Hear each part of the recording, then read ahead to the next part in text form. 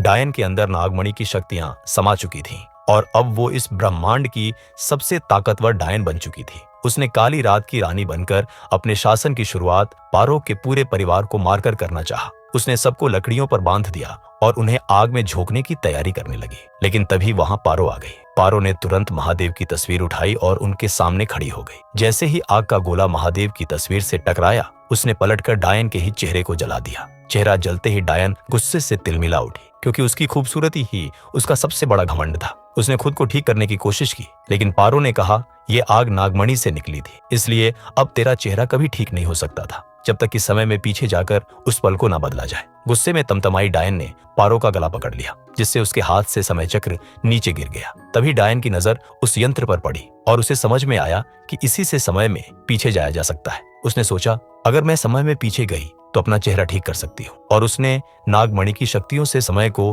पीछे घुमाना शुरू कर दिया। और पारो भी यही चाहती थी, लेकिन गलती से वो समय में इतना पीछे चली गई जब शंकर अभी मरा ही नहीं था। डायन को जैसे ही अपनी गलती का एहसास हुआ, उसने गलती से पारो को काले पोर्टल में धक्का दे दिया, जहां वो पल दोबारा दोहराया जाने वाला था, जिसमें शंकर की मौत होनी थी। लेकिन इस बार पारो ने समय रहते शंकर को खींच लिया और अपने पति की जान बचा ली। और तभी डायन के पैर में ठोकर लग गई, जिससे नागमणि उसके हाथ से छूटकर नीचे गिर गई और अब वो नागमणि पारो के पास आ चुकी थी। आगे की कहानी देखने के लिए कमेंट में नेक्स्ट पार्ट लिखिए।